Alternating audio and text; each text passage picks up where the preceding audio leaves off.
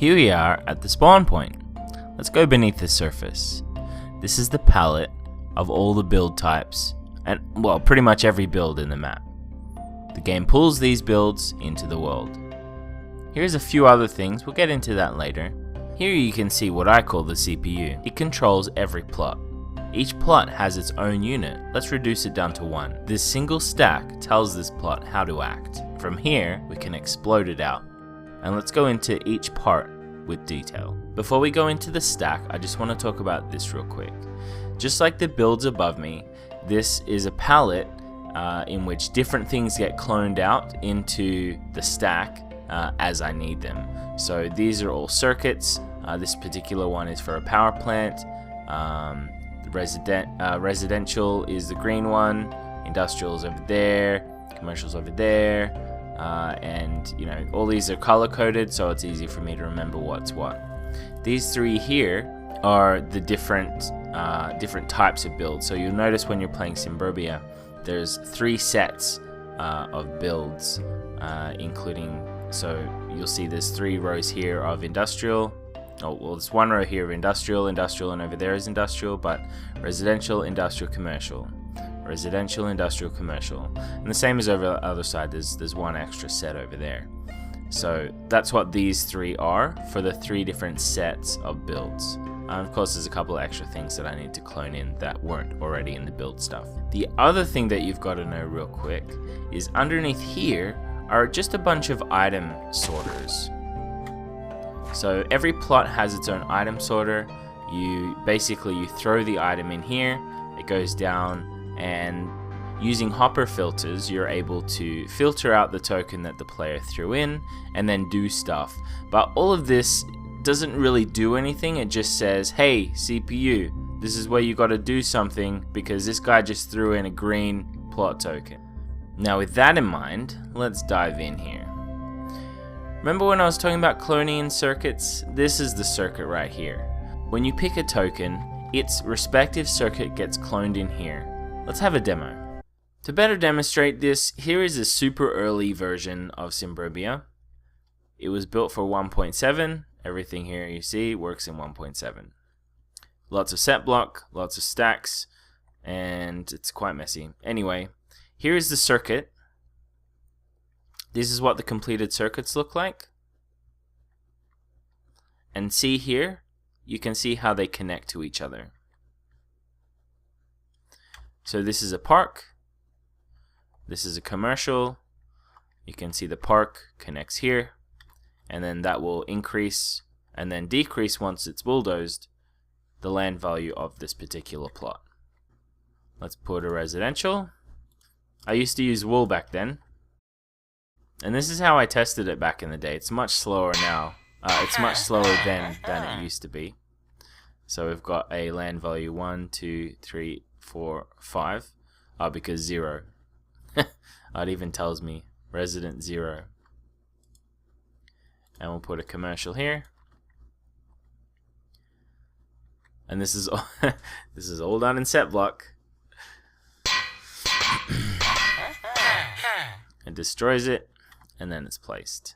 So they both benefit from each other, so they're both a little bit higher. And down here you can see how they're connected directly. Here's the residential. And you can see it's connected here. And that goes through to the commercial. And you can see that one is connected here.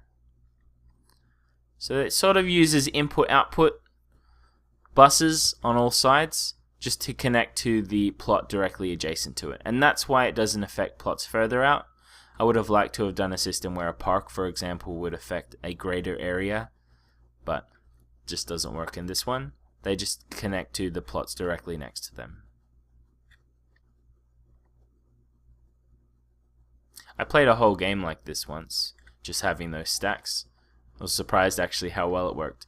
But this is the way it used to work. Everything was going to be under the world, and then I realized with millions of blocks, and it was almost 2 million command blocks I predicted, because I would need set block for every single plot. I would need set block for every single plot every single residential plot and things like that, and that would all be underneath. So I'm glad I was able to break it apart and move everything to the spawn point, so it results in a much smoother experience with a lot less lag, although I know a lot of people still get a lot of lag. But anyway. So once a respective circuit is cloned in and it's connected to everything around it, it basically activates this. When you see the little particle effects show up, that's actually it calculating what kind of land value it needs to be. So here we have a redstone block. This redstone block moves upwards and backwards between the red and the green wool, and basically this is saying what land value it's at. What this circuit here does and what those blips are doing is basically saying, okay, what block, where is the redstone block? Okay, it's here. Well, we're just reducing it by 1 now, so it's going to move the block down by 1. It's pretty overly complicated and really was made with 1.7 in mind. It's not something that I've updated. I know it can be done a lot better now, but it's a lot of work to retrofit the whole thing with it, so I just decided to leave it the way it is. But basically, this is a long-winded way of saying it is a counter, and it moves this block up and down to say what land value it is between -4 and +4. Obviously it defaults in the 0. Gotta love all this redstone dust. So what we've learned now, we clone in a circuit based on the plot type, it connects to the other plot types around it, it sends a signal, and the circuit is offset, so it'll say, okay, there's 3 negatives around it and 1 positive, do the calculation. This will move up and down depending on where it needs to be, and then it will say, okay, I know what land value this is, I know this is a residential plot, let's build it. That means we go down to this circuit here. This circuit here says, hey, what am I? I'm a residential? Okay, I'm a residential, great. Now, what land value am I? I'm +4? Okay, awesome. That's all this does. This whole thing, because it needs to account for every combination, -4 to +4, and every plot type. So, I mean, it's a little complicated. It looks a little more complicated than it is, but that's all it does. It says, what am I? What land value am I? Let's build that thing. Obviously, with parks, power plants, and what is this one? Oh, this is where it randomizes. That doesn't happen because they don't have any land value, and that's what the not applicable is in the sky when you use the land value overlay. This thing here, right at the bottom, is the building of the thing. So this one is saying, yo, what am I? What land value am I? And then it sends a signal down here, placing a redstone block in the appropriate build spot. Now all I need to do to change the entire look of the plots, and we do have a randomizer, is change out this bottom thing with the palette that we saw before. That's why there's a 3 different one. Every time you bulldoze, it randomly chooses one of the 3 sets of possible build types. So now you know how the land value is set and how the building is set. Let's look at the power. This circuit right here is for the power. Basically, when a power plant is placed, a piece of sand appears right here. When a power plant is destroyed, this piece of sand is removed. Now, if you place power plants next to each other, you might have a stack of sand. Because it's powered, this particular plot may be powered by 3 power plants. That's why it was important to use sand, because it can actually increase in power for the one thing. One thing I didn't do that I thought would be interesting is if a plot had power, extra power, maybe something different would happen. And the system is certainly possible of doing that, but I didn't do anything like that for this time. Once a power plant is destroyed, and actually once a power plant is placed, it does a check just to see if a plot is powered or not. So this tests for the sand stack, and it says, yo, am I powered? Yes, no, yes I am, awesome, then I won't do anything. If I'm not powered, then it runs this hopper clock. This hopper clock is just a windy redstone trail over time, so when a plot is unpowered for too long, then it will trigger this stuff and say, yo, you're unpowered, you need to abandon yourself. Or if it's already a bulldozed plot, it would just say, oh, there's no plot there, so I won't put an abandonment tile on you.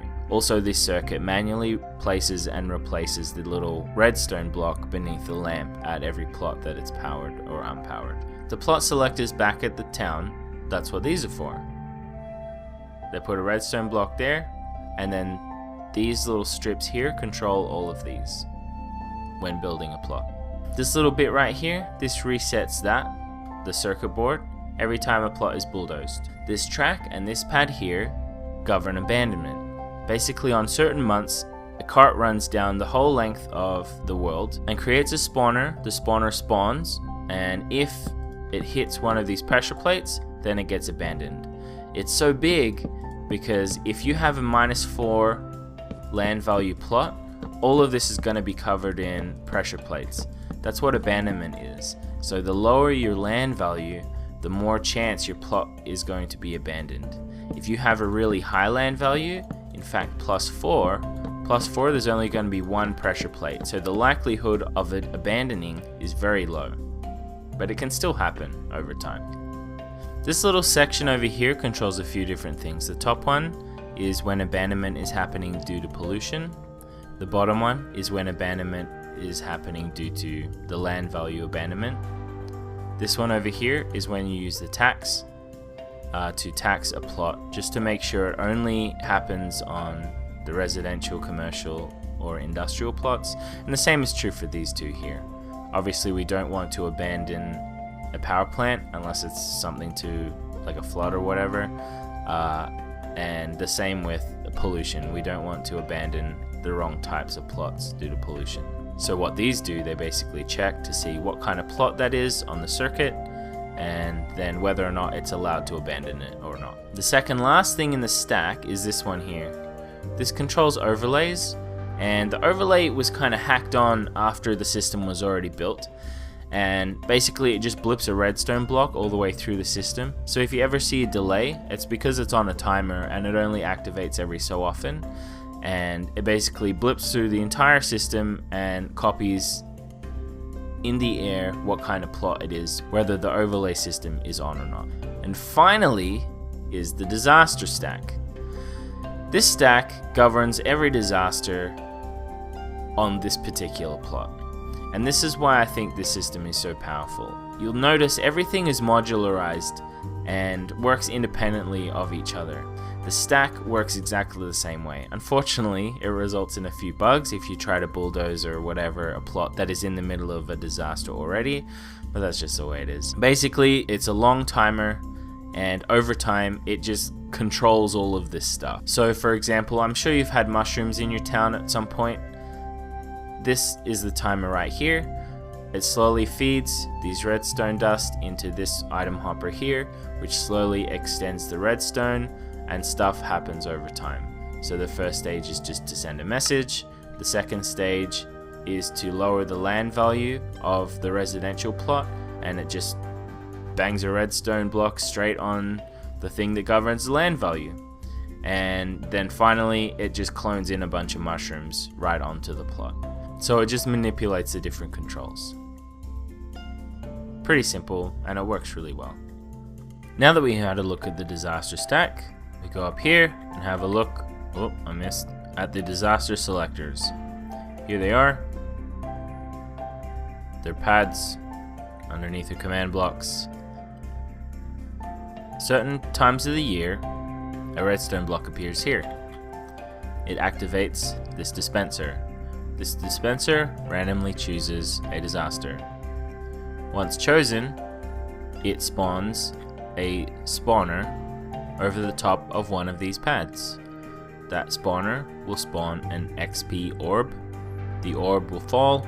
It will either hit a pad or it will fall around the edges because it's made that way so it can miss sometimes, or it will fall on where there's not a pad in case it will also miss. These command blocks underneath the pads directly manipulate the plot appropriate to that command block and the disaster stack on that command block, on that plot. Last but certainly not least, every month a sheet of redstone blocks appears over the top of this. They're all serialized, and basically it's there to update all the scoreboards for the different plot types and stuff that you'll see on the sidebar.